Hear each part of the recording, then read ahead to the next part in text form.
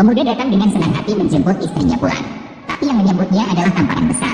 Lebih dari itu, wanita itu malah berduyun-duyun dengan kaya raya di depannya. Dia sama sekali tidak memperdulikan pemuda itu. Namun yang tidak diketahui wanita itu, pemuda yang dianggap rendah olehnya, sebenarnya memiliki kekuatan apa. Dan pada saat itu, pemuda yang sedih tidak mengerti sama sekali. Hanya setelah 8 tahun berlalu, bagaimana istrinya bisa berubah begitu besar. Ternyata, 8 tahun yang lalu, kakak pemuda bunuh diri dengan melompat dari gedung. Pemuda yang mendengar berita buruk itu sangat sedih. Namun dia belum sempat menyelidiki penyebab kematian kakaknya. Dia malah ditangkap sebagai tersangka tanpa bukti. Dan tanpa bukti apapun, dia dihukum 8 tahun. Dalam sekejap, pemuda akhirnya bebas dari penjara. 8 tahun hidup teratur. Benar-benar meredam semangat pemuda. Saat ini, dia hanya ingin pulang dan menjaga ibunya hingga tua. Namun ketika dia pulang ke rumah, dia menemukan ibunya telah bunuh diri dengan cara gantung diri. Tidak hanya itu, dia mengetahui dari bibinya yang pulang. Bahkan istrinya diculik oleh orang kaya kedua. Pemuda itu tidak bisa memahaminya. Mengapa Tuhan harus memperlakukannya seperti ini? 3 hari kemudian, pemuda dan wanita cantik ingin mengadakan pemakaman yang megah untuk ibunya. Namun selalu ada orang yang tidak ingin pemuda itu melanjutkan. Sebuah kelompok preman bahkan menghadang jalan dengan mengendarai sepeda motor. Siapa yang membiarkan kalian menangis di sini? Beberapa kakak. Hari ini adalah hari pemakaman kakak dan ibuku. Mohon kalian mengalah. Wang Xiao berkata. Siapa yang berani mengadakan pemakaman untuk Li Tiancheng ini? Patahkan kakinya. Kamu, dan kalian yang lain, pergi sana. Beberapa kakak, hari ini adalah pemakaman kakakku. Dan ibuku. Mohon bosmu, kamu tidak bisa menyalahkan kami atas ini. Kamu juga tahu, Wang Xiao adalah tokoh besar yang sangat berpengaruh di Tiancheng. Kita tidak bisa menyelesaikan tugas ini.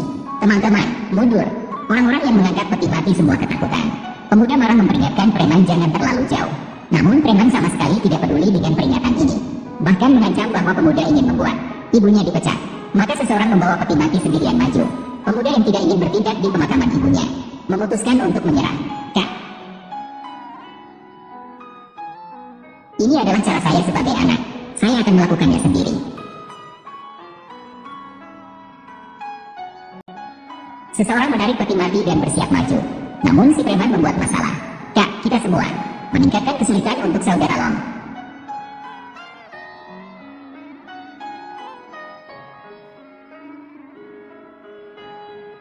Para kakak, tolonglah, aku memohon padamu. Hari ini, biarkan aku memberikan sinyal yang baik kepada bibi dan kakak. Tidak, kita tidak akan meminta bantuan. Nyonya, aku memohon padamu. Awalnya kami pikir kamu hanya perlu berlutut di depan kami. Maka kami akan memberikan jalan kepadamu. Tapi kau malah tidak takut pada Huang Xiao. Jadi kalian jangan pikirkan baik-baik. Emma, bibi. Saya menganiaya bibi saya. Inilah akibatnya jika melawan Huang Xiao. Aku sudah memaafkan masa lalu. Mengapa kalian masih tidak bisa memaafkan kami? Konflik keluarga Li. Kamu ini siapa? Huang Xiao tahu kau sudah keluar dari penjara. Aku sudah memaafkanmu, seharusnya kau tahu. Bersyukurlah, apakah kau tahu? Salahku, aku tidak melindungi mereka dengan baik. Gadis ini begitu cantik.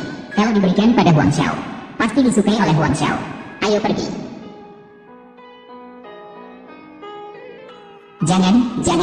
Jangan sentuh aku. Aku menasihati kalian jangan menyentuhnya. Kenapa melepaskan aku? Apa yang kamu lakukan? Hahaha. Kamu begitu cantik. Hanya jika bersama Huang Xiao tidak akan sia-sia. Kamu bilang, pergi dari sini. Jangan memaksa aku untuk memberitahumu. Di Jiangcheng, wanita yang disukai oleh Huang Xiao adalah milik Huang Xiao. Aku.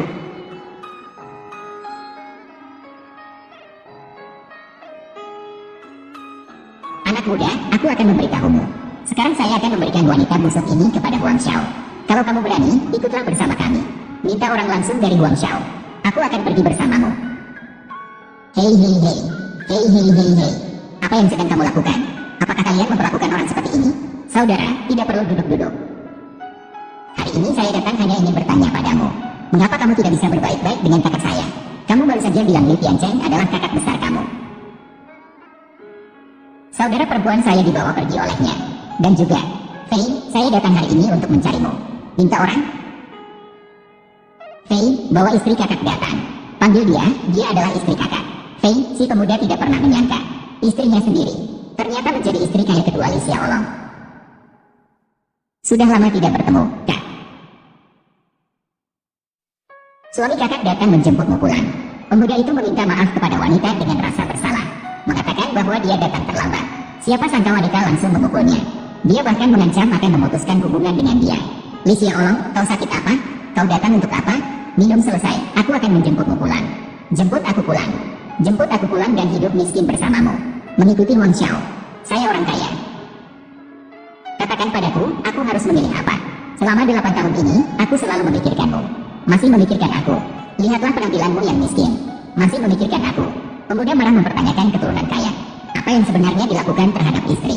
Siapa istri kamu? Selama 8 tahun ini, aku tidak tahu betapa nyamannya hidupku bersama Kaisar selama 8 tahun ini. Melihat wanita sudah benar-benar berubah hati. Pemuda yang tadinya merasa bersalah juga tidak lagi merayu. Ingin pergi bersama adik ipar. Namun keturunan kaya tidak akan membiarkan hal itu terjadi begitu saja. Langsung memberitahu pemuda tentang sesuatu. Aku mengatakan padamu kebenarannya. Kakakmu bunuh diri karena aku memaksa. Karena dia pantas mendapatkannya.